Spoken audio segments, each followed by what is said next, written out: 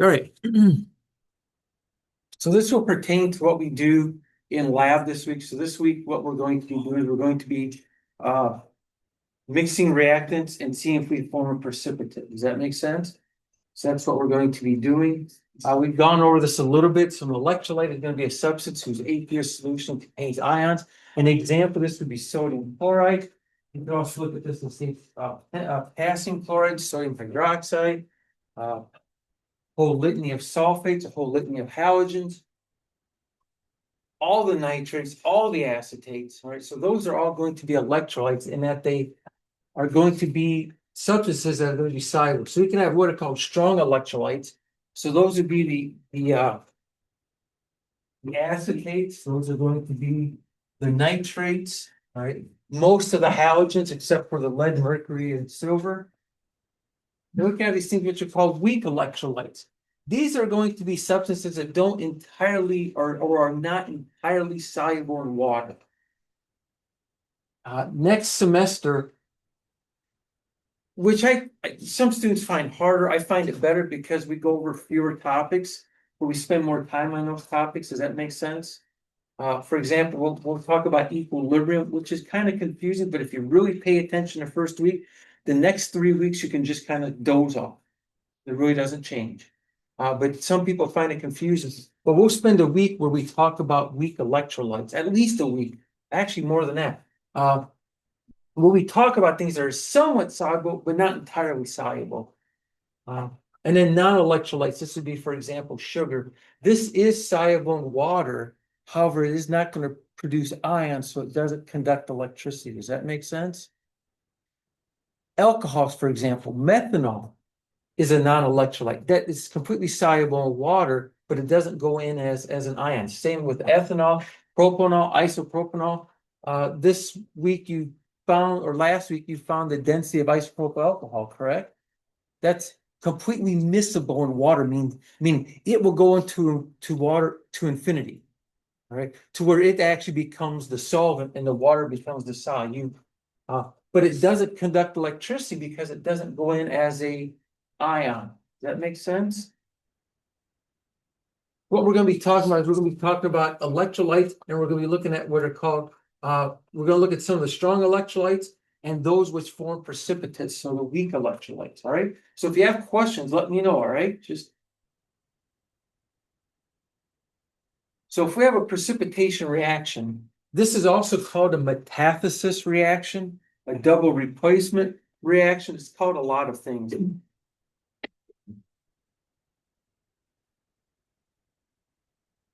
Which I sort of wish that it would just pick a name and go with it, roll with it, but they don't. So a precipitation reaction is going to be a reaction in which you take two soluble reactants, put them together, and you produce an insoluble salt. All right, so you produce an insoluble substance. All right. So this would be an example, and the precipitate is going to be indicated with an S, which represents solids. So if we take silver nitrate, react with sodium chloride, what happens is the silver is going to have a +1 charge, the nitrate's going to have a -1 charge, sodium has a +1 charge, chloride has a -1 charge. So the positive silver reacts with the negative chloride to produce a precipitate. Then what we have left is we have the sodium and the nitrate, and that remains in the aqueous solution. Right?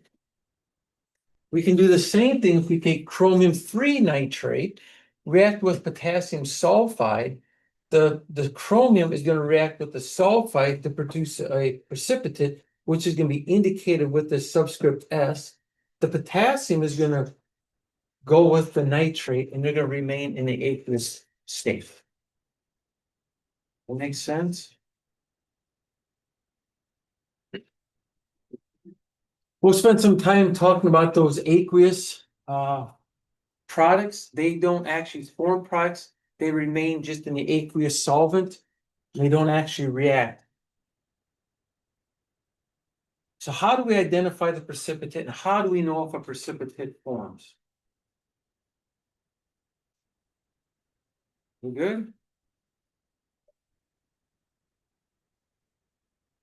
We'll do quite a few of these. we have this thing called the solubility rules. Now, we'll go over these in a little bit. At the very end of this PowerPoint, go all the way down to the end. This is how I learned them, was in sentence form. If you learn better this way, then look at the solubility rules down here. This is how I learned it. And I still, for the most part, have this memorized in my head. Or if you like the table form. So if we start with the first one, all nitrates are going to be soluble in water. So if we go up here and look, we have a nitrate, we have a nitrate, we have nitrates, we have nitrates. You'll see a lot of nitrates in solubility because all nitrates are soluble in water. Acetates, so this is the nitrates. So all nitrates are soluble in water.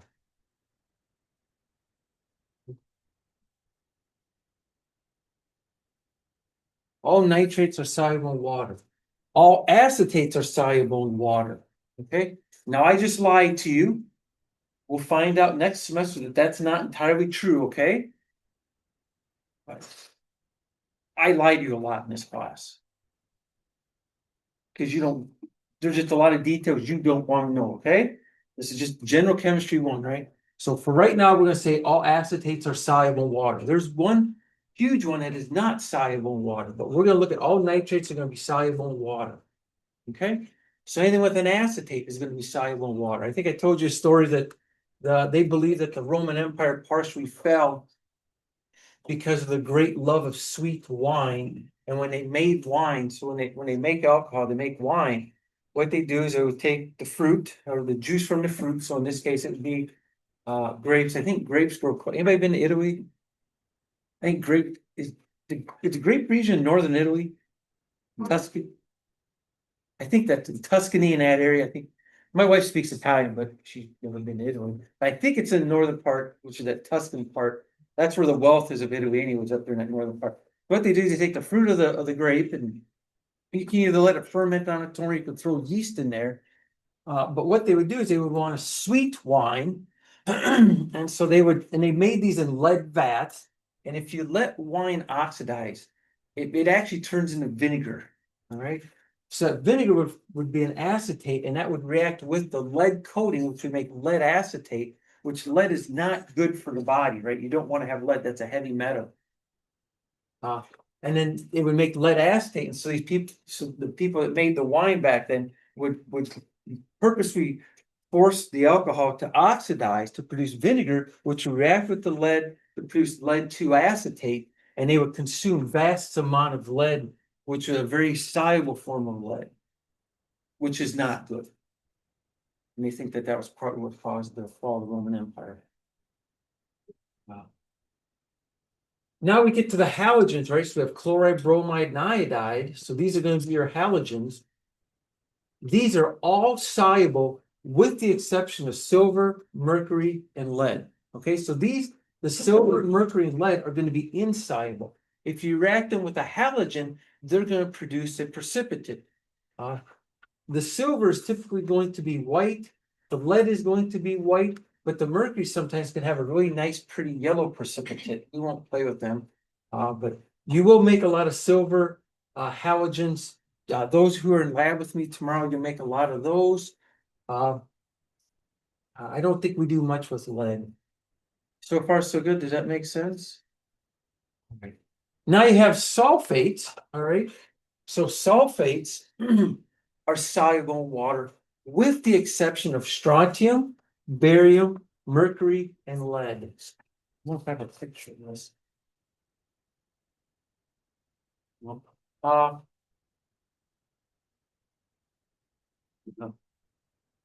So these are going to be soluble in water with the exception of strontium, barium, mercury, and lead. Something kind of interesting. Should have had a picture up here. I don't know why I didn't.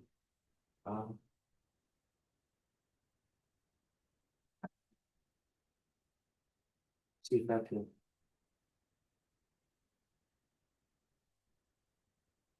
Oh, don't. Whatever I'm getting to that. All right. Yeah.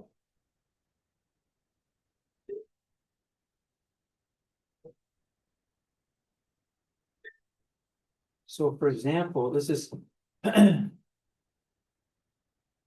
if you're supposed to have an X-ray of your intestines, you all know how X-rays work, right? They send in the X-ray, it hits something of different density, and then that either is going to deflect some of the X-ray or not let as much penetrate through. Does that make sense?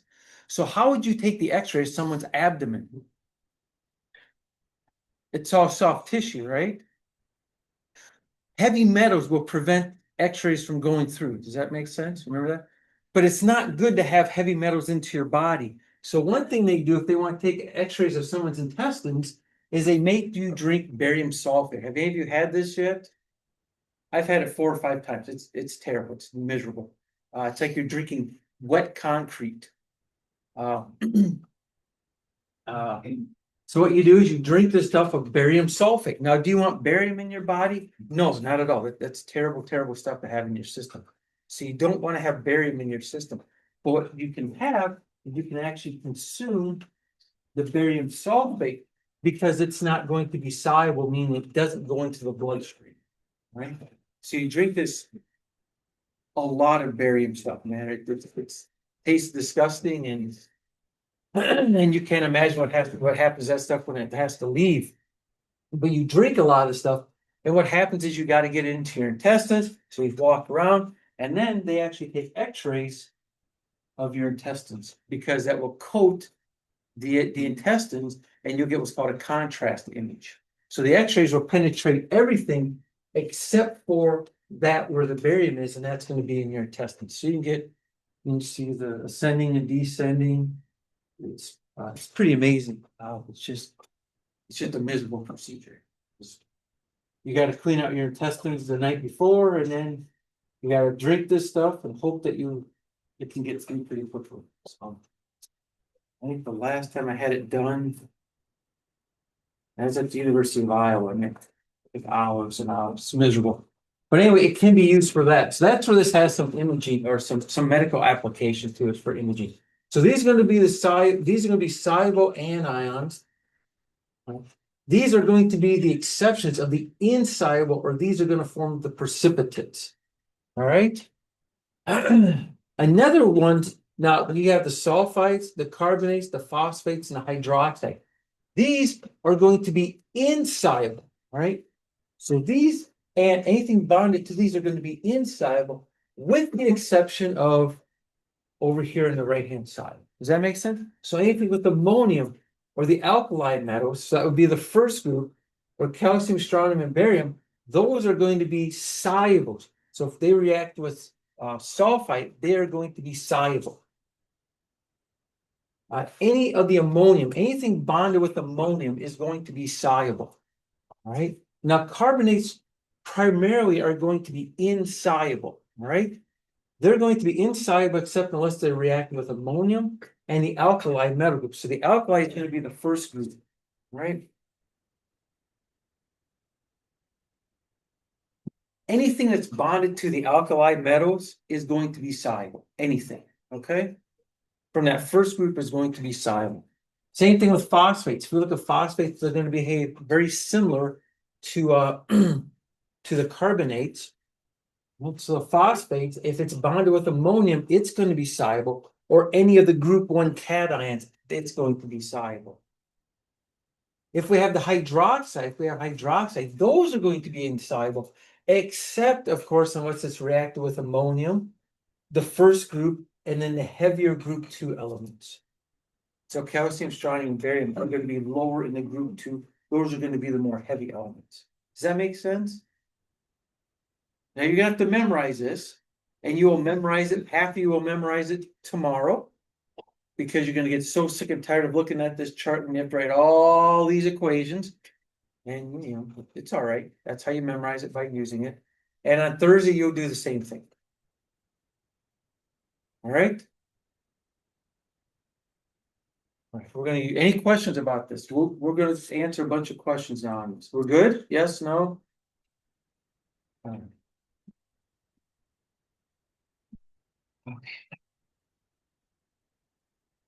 How I guess how I remember this is I sort of categorize everything that all nitrates are soluble, all acetates are soluble, all the alkali metals are soluble, and then all the ammonium are going to be soluble. Does that make sense? And that covers about 80–90% of these. And then there's obviously some strange exceptions. We're good? All right.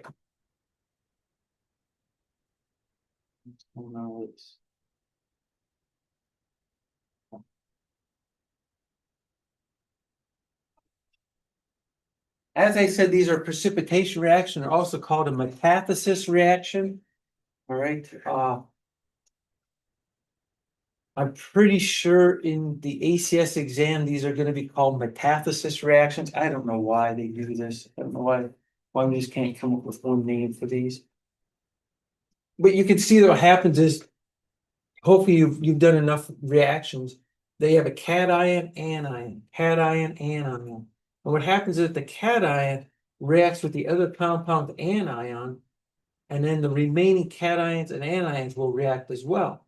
So what we see here is we have silver nitrate reacting with sodium chloride to give us silver chloride and sodium nitrate. And then the silver chloride is going to be our precipitant. And I'll come back to this if I go too fast. So we see we have all nitrates are soluble, so we know that they're not going to form a precipitate.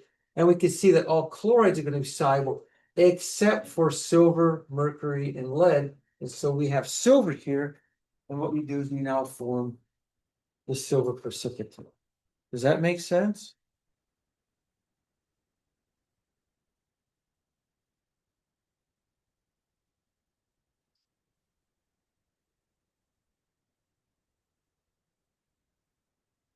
So precipitation reactions are actually called metathesis reactions. It's the same thing. Sometimes it'll be called a double displacement reaction.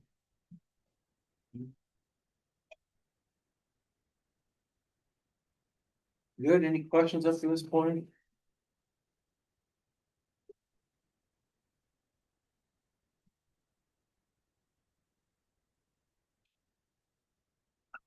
Good. Oh. So if chromium-3 nitrate reacting with potassium sulfide, it's going to produce chromium-3 sulfide and potassium nitrate. All right. So a molecular equation is going to be the complete formula or the equation. This is primarily what you're going to see when you write a chemical reaction. So my guess would be 95% of the time, this will be the reaction that you will see, that you will encounter. Right? We have two reactants and then two products.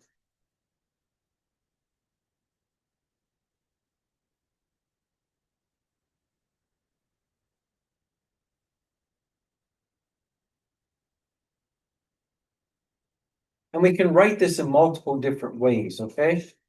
That's what we're going to do in the next slide.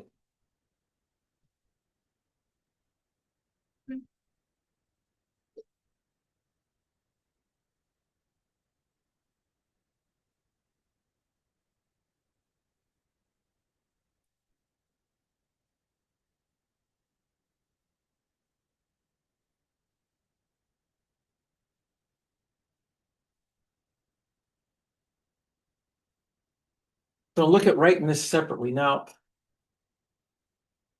I'll come back to this. When these are in the aqueous solution, this is what happens, right? So when they're in aqueous solution, those crystals are going to break apart, all right? And then the ions are going to break apart from one another, and they're going to be surrounded by the water molecules. And that's what it means to be aqueous or soluble. Does that make sense? So this amazing solvation shell forms around these ions. I'm kind of a weird chemist. I'm not one of these chemists that likes to make explosives or do stuff like that. I've never been interested in the form. I was when I was younger, but then I saw how complex it was, and it turns out I was half decent at math, but I kind of abandoned it. But I really enjoyed studying this kind of stuff and how solvation affects and work. I think that's absolutely fascinating. Most people find it mind-numbingly boring. Fine, I find it interesting. I don't know why. It's just I do because I think it's because all chemical reactions have to start with this before they can actually react. So I find it kind of interesting. So what does it mean for these things to be aqueous? Well, for that to occur, we have to write what's called the complete ionic equation. All right.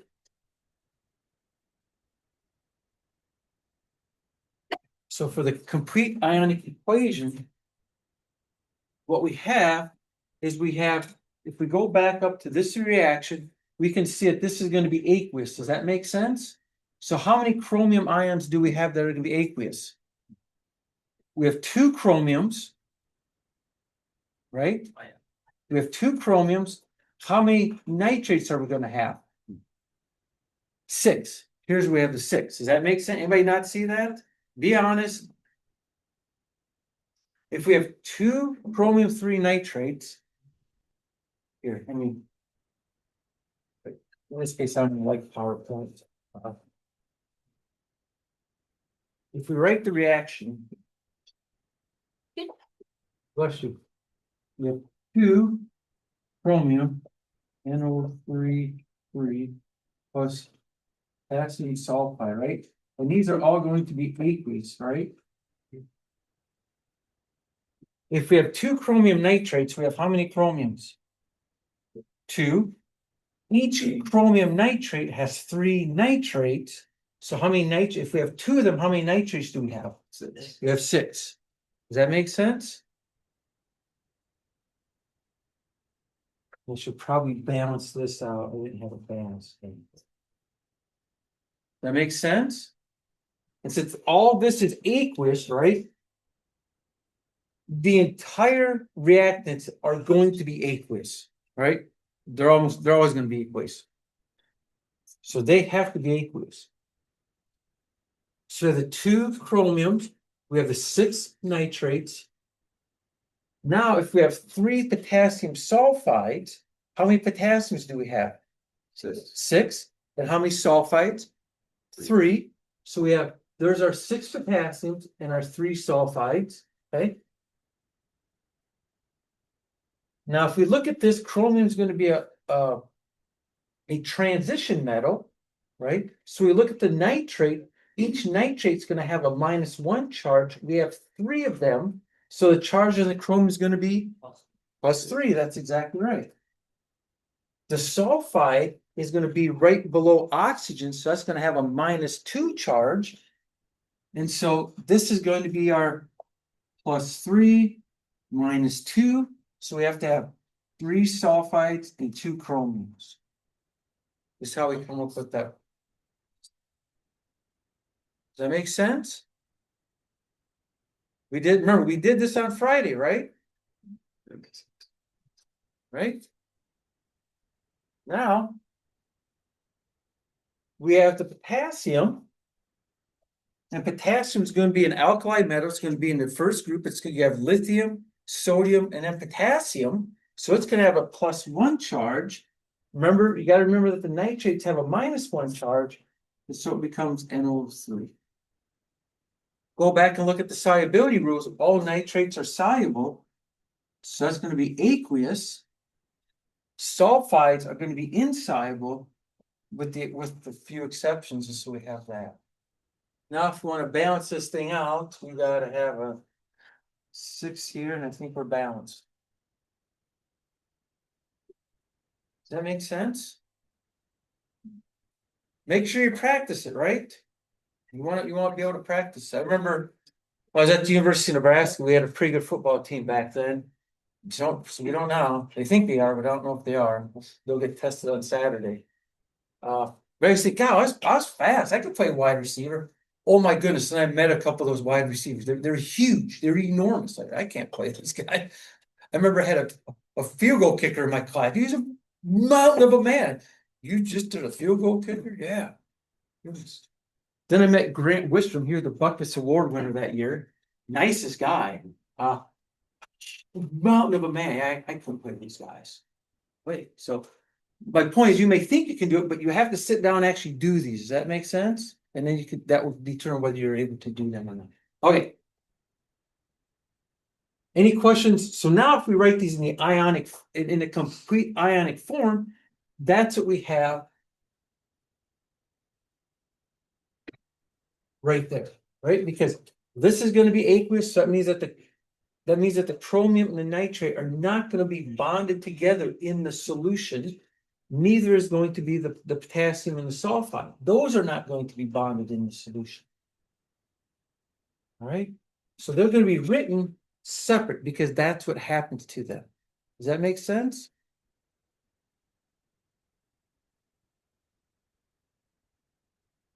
Well, go back up to this picture, right? So you go back up to this. What happens to sodium chloride in water? If it's aqueous, it's going to break apart, and notice that they are not bonded with one another. They are separate and they're going to be solvated. They're not bonded together anymore.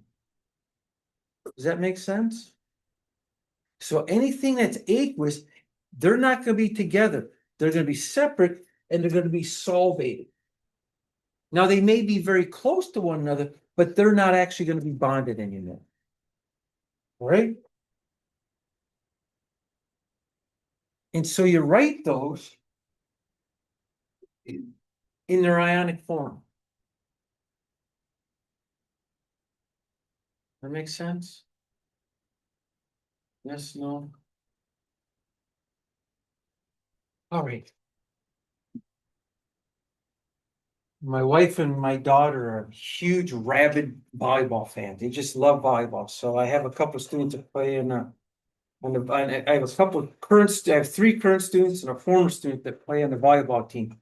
So my daughter wanted to go watch them play, and so we were spectators. All right. Now they won that game, which was really exciting. But did I have any bearing on whether they won that game or not? Not in the least bit. They would have won that game if I was there, if I wasn't there, because I'm simply just a spectator. Does that make sense? I mean that when I walked into that gym and when I walked out of that gym, I was not changed at all. I was because I was glad they won, but I had not put any energy into that event. That makes sense? I walked in, I sat down when it was over, I stood up, I walked out. So nothing changed of me. Does that make sense? But those young women that played, they changed. Right? They went in, maybe not sweaty. They walked out after the game, sweaty. Yeah, Logan. So in front of the nitrate, the 6, where did that come from?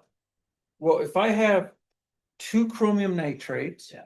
and each chromium nitrate has 3 nitrates, 2 times 3 is going to give me my 6. Good question. Does that make sense now? Same thing with the potassium, right? So if I have 3 potassium sulfide, but for each potassium sulfide, I have 2 potassiums. If I have 3 of them, then I have to have 6 potassiums. Good question. But those young women, when they played volleyball, they were different before the match as they were after the match. Right? Now, there are these things which are called spectator ions, meaning they don't participate in the reaction. They're the same before the reaction as they are after the reaction, the same way I was before the match as I was after the match. Now, that's not entirely true. I was very happy that they won the match, but I did not put any effort into that actual match. So I'm just a spectator. Just like I was when I went to all those silly Nebraska football games. They would have won whether I was there or not. And at that time, they won all. That was a lot of fun. Now it's, who knows? I still think they're going to lose to Michigan on Saturday, which I'm going to, make sure I don't write the exam before then. That makes or after that, right? We want to get it written before because I get angry already and after. I'm just kidding. I just don't think, no matter what, I don't think we'll ever be able to beat Michigan. But anyway, all right. So which ions do not change before the reaction, or which reactions do not change in the reaction? Well, those would be the ones that are aqueous over here. Whatever ones that are aqueous over in the products are going to be aqueous at the reactants. So you have the nitrate, and you have the potassium. So whichever one is going to be aqueous in the product, those are going to be your spectator ions. That makes sense? Because they don't change. Right? If you look up here, right, the nitrate is aqueous, the potassium is aqueous. Over here, you see that the potassium is aqueous and the nitrate is aqueous. They're both aqueous, both in the reactants as well as in the products. So nothing changes. They're the spectator ion. I don't care. I get paid either way. It's just, I do. Don't do this for charity. I don't care. All right. So the nitrates are aqueous. Potassium is aqueous. So they are both aqueous, both in the reactants as well as in the products. So you know that they're going to be the spectator ions. Does that make sense? So whichever one is going to be aqueous in the products, that's going to be your spectator ion. Okay. Good. All right. Oops. Now we can come up with what's called the net ionic equation. The net ionic equation is going to be that equation in which the reaction actually occurs. So really the only chemistry that occurs in this reaction is going to be between the chromium and the sulfide. That's it. Right? That's going to form that, and we know that because we have an aqueous, and now a solid. So the phase changes. So we went from something that's ionic or floating around in solution, that once they saw each other, they actually formed a chemical bond that the water could no longer dissolve, was not strong enough to dissolve, and so a chemical reaction actually occurred.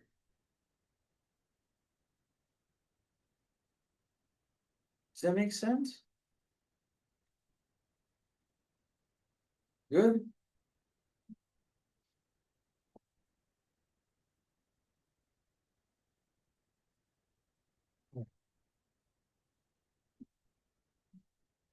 I'll have you do A and B. So you can write this reaction and you can also write the product. Which of the following pairs of aqueous solutions is mixed? Does a reaction occur? If so, write a balanced molecular total ionic and net ionic equation. Oh my goodness, that'll take us forever. But we're first going to start with writing the molecular equation. Perhaps the molecular equation is going to be this one right here. That's going to be your molecular equation. So write that for A. Once you get it written for A, then we'll go over that.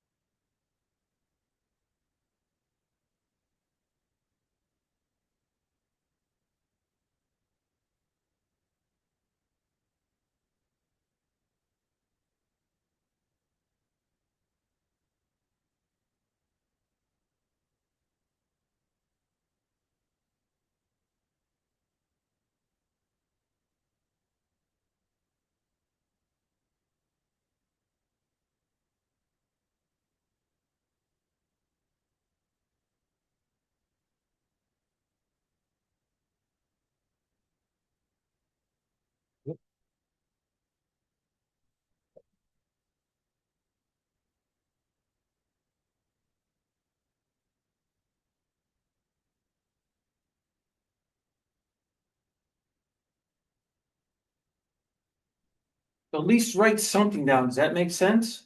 Get something written down. If you're not sure how to do it, just write something down.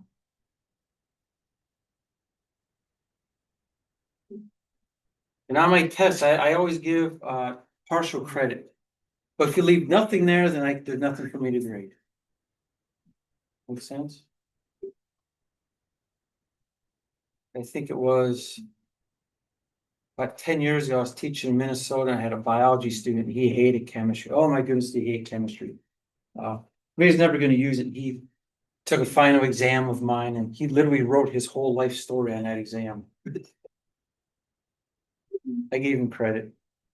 I've given credit for funny jokes too. They gotta be funny. They got really funny jokes. We're not dumb dad jokes. I had some really good artists. Oh my goodness, gave him a lot of points for. I can't draw anything. Yeah. So just write something down. We got it? Got to start. We got something down, right? That's it. Just start with that. Does that make sense? I mean, if everybody was good at this,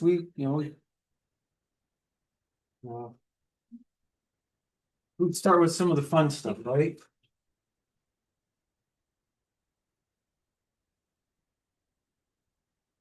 Okay, so the first we have is potassium chloride. So potassium chloride is gonna be that. Everybody got that? Right?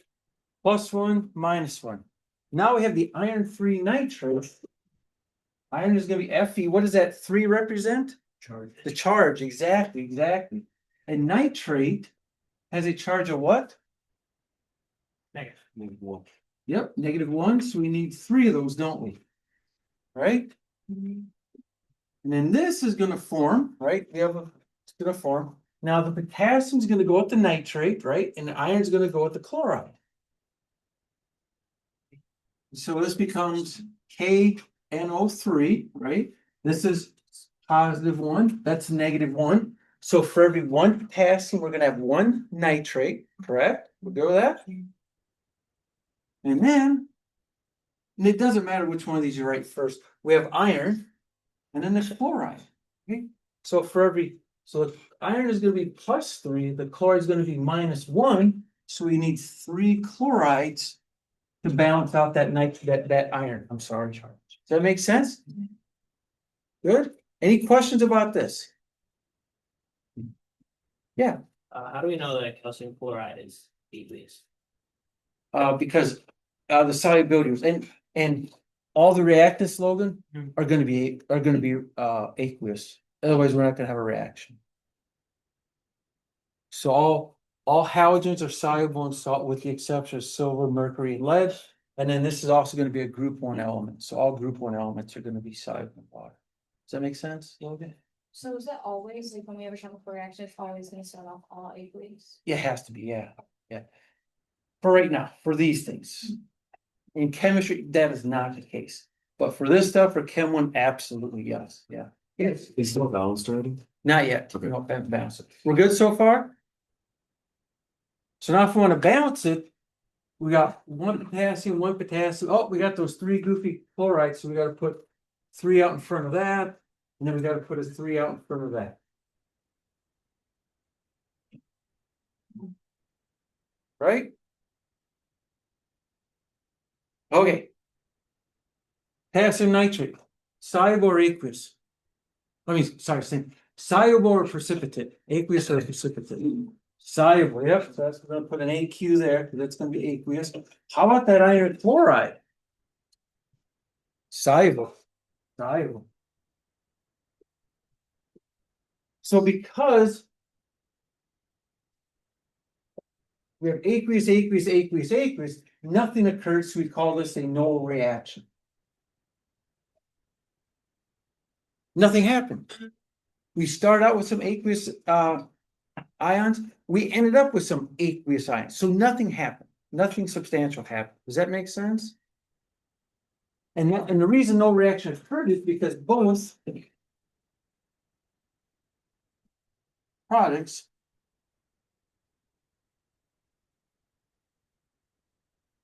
are aqueous.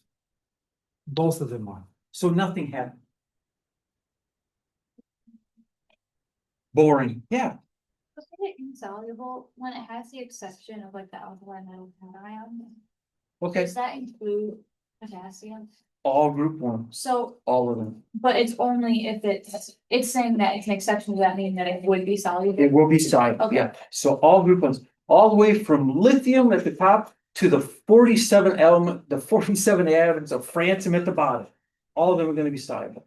I'd love to get some francium, that stuff to be crazy reactive, but I can't get my hands on it. Yes, no matter what the anion is bound to that, Olivia, it's soluble. Okay. All right? Okay.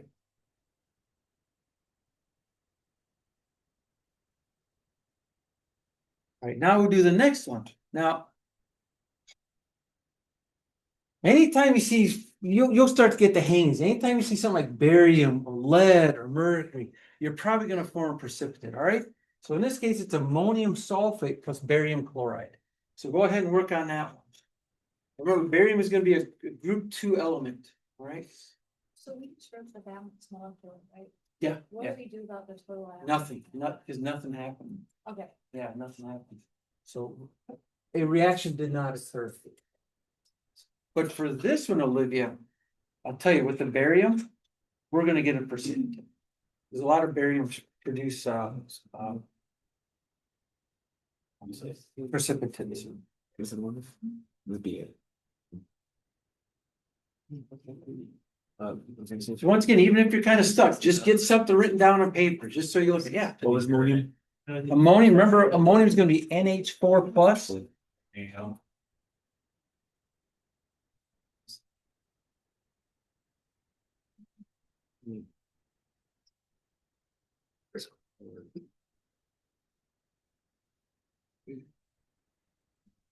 Plus barium chloride.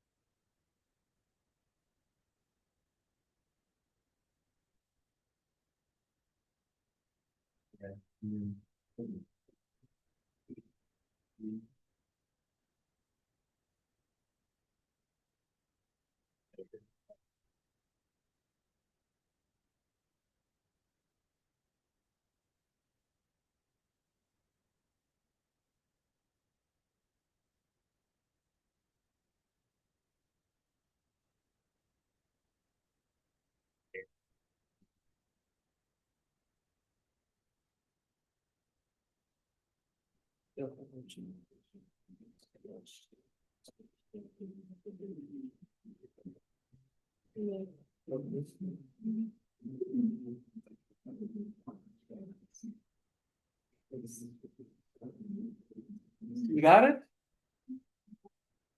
You got something written down at least anyway? All right, start with that, okay?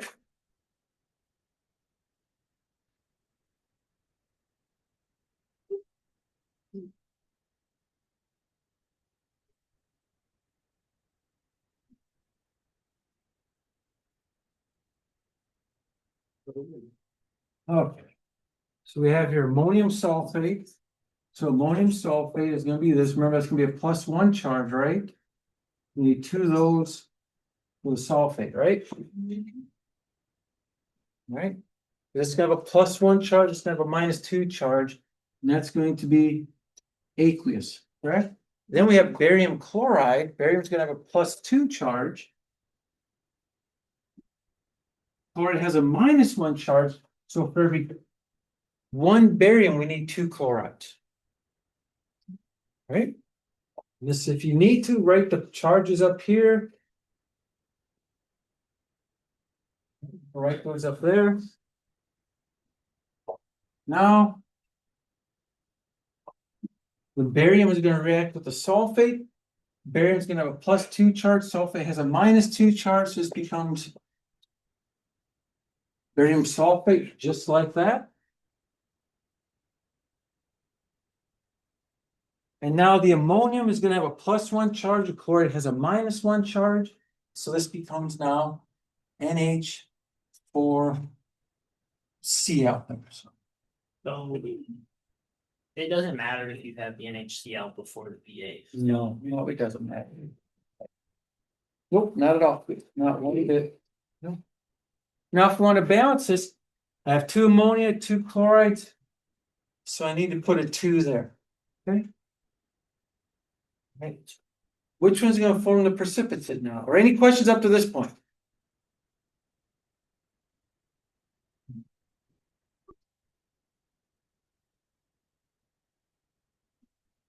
Yeah. No, when you're writing it, do you, like, when you switch it to that end, did you put the BA first, like in alphabetical order? No, it doesn't matter. No, so when it comes to this, the compound itself, typically write the metal, the non-metal. But whether you write barium sulfate or ammonium chloride first, it doesn't matter. It doesn't matter. Good question. Either one. so When you wrote chloride first, it was 2, but when you do the products, you don't carry the 2 over. No, because this is a -1 charge and this is a Right, plus so 2 it's charge. just about So it's balance. gotta be, Okay. it's just about balancing the charge, yeah, 'cause things do not want to be, compounds do not want to be charged, they want to be neutral. So the only thing you do carry over is, this is NH4, you Mhm. carry that over. Right. And the SO4, you gotta carry that over. Okay. That's the only thing you carry over. But these subscripts that indicate the number of them, don't carry them over. Okay. Good question, good question. Yeah, So why do we carry over the 2 to the NH4 in those things? Or why do we have the 2 in the balance when you balanced it? oh, because I have 2 chlorides, 2 ammonium. Okay, And I need them, I need the same number over there. okay. Here, the ammonium is bound to a -2 anion, and the chloride is bound to a +2 cation. But when they come together, you have a +1 and a -1, so they're gonna bond together in a 1-to-1 ratio. Good questions, good question. So which one's gonna be the precipitate? Or is there a precipitate? Barium, yep, barium sulfate's gonna be our precipitate. So it'll be our solid. Okay, now this silly question wanted us to write.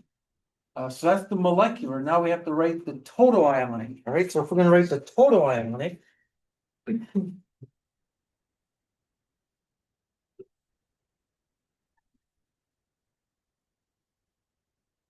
If we're gonna write the total ionic.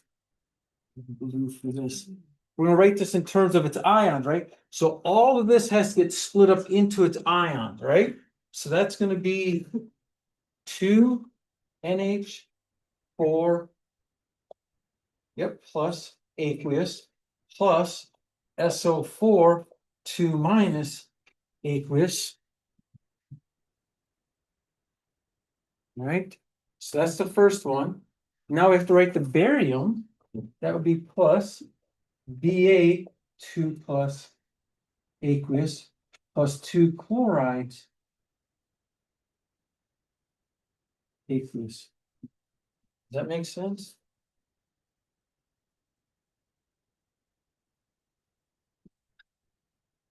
Yes, no. Then we get to our product. Now, this is not going to break apart because that's going to be our precipitate. So that does not break apart. So that just remains exactly the same because that's not going to be ions, right? Plus now the ions from the ammonium chloride. So it'll be 2 NH4 plus aqueous plus 2 chloride.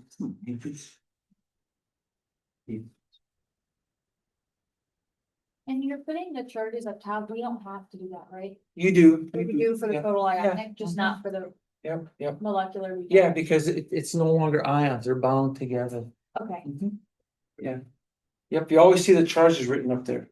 okay, just because it's like a specific kind of format. Yep, and to also to indicate that they are ions.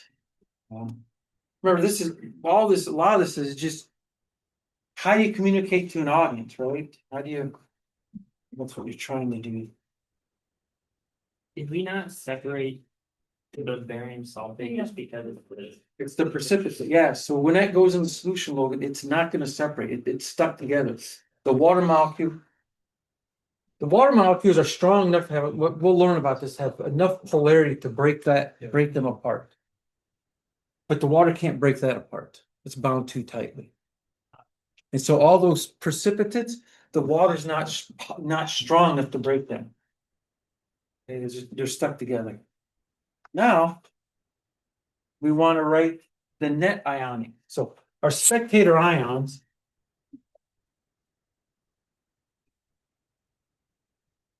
So your spectator ions are going to be your ammonium and your chlorides.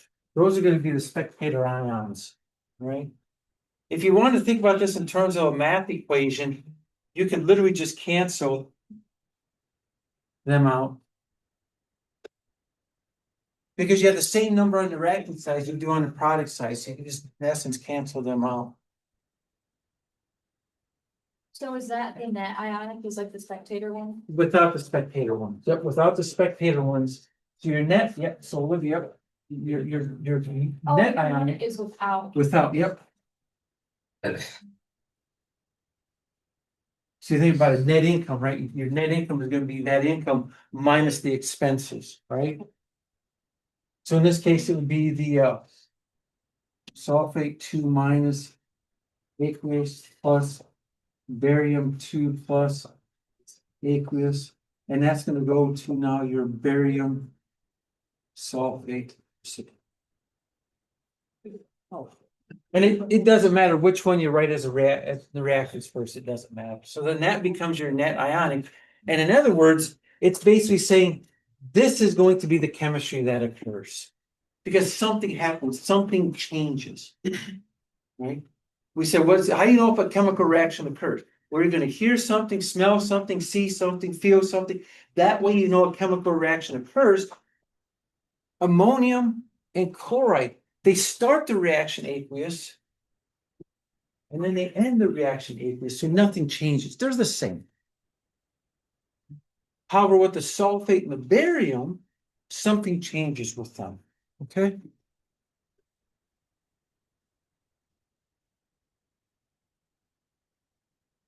That makes sense?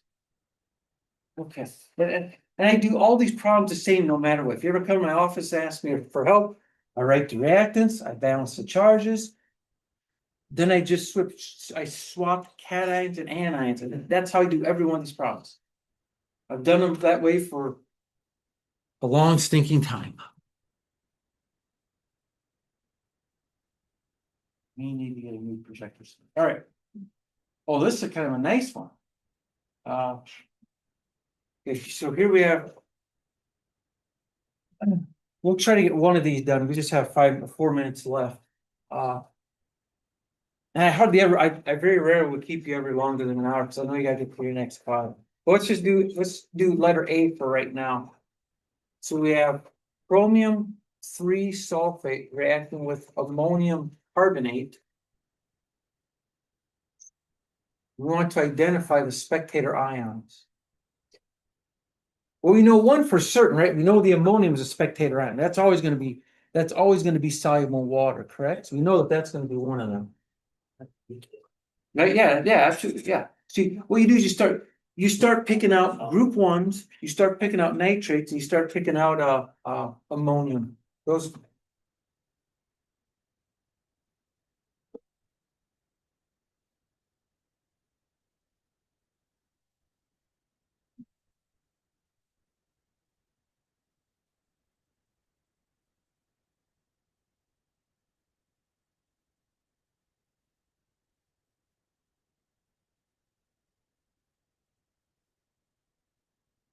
And if you want to rewatch these videos, I do record them. I put them on Brightspace, so I'll put that on Brightspace right after this class. And then I also put them on a YouTube channel. If you're interested in that, I download them to a YouTube or upload them to a YouTube channel as well. However you want to watch it, it doesn't matter to me.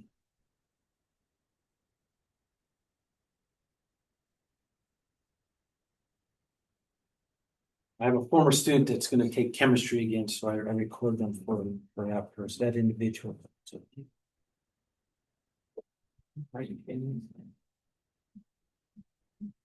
you get A?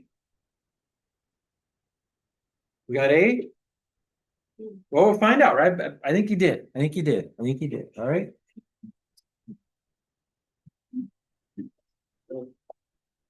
I think you did.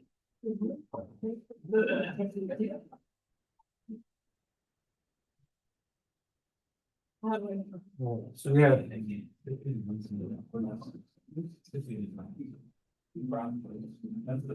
chromium 3 sulfate. 3 plus you have ammonium.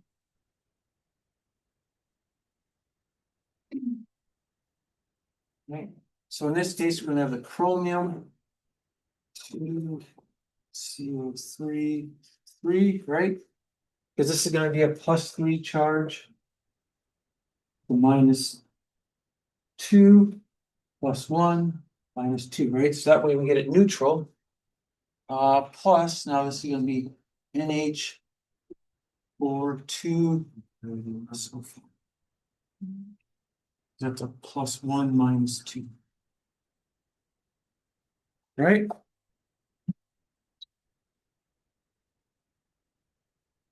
Makes sense?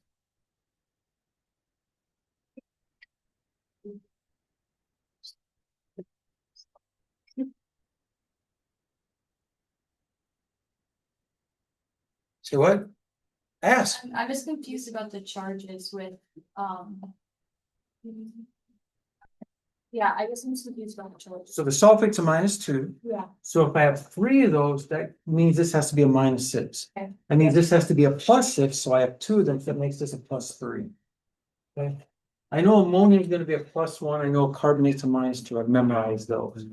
Chromium is one of those transition metals. This is gonna react with that, and so this is gonna be a, About the product side, but yeah. right? Now, I know that this is ammonium, so I know this has to be aqueous. And so I know all carbonates are soluble in water, with the exception of ammonium and group 1 carbonates. So this is my precipitate, so my spectator ions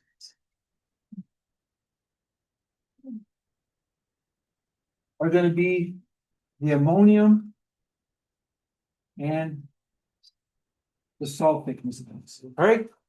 All right. I have, why is it why is it CO tank with the outside? Oh, because if I wrote it this way, it's a good question, Logan. If I wrote it this way, you would think there are 33 oxygens. Yeah. Is that balanced? No, it's not balanced yet. No, it's not balanced. Thank you. I'd have to put a. You'd have to put a 3 here. No. 3 there. Now it's balanced then. Yeah, there's balanced. 66. That makes sense, building what we put in parentheses.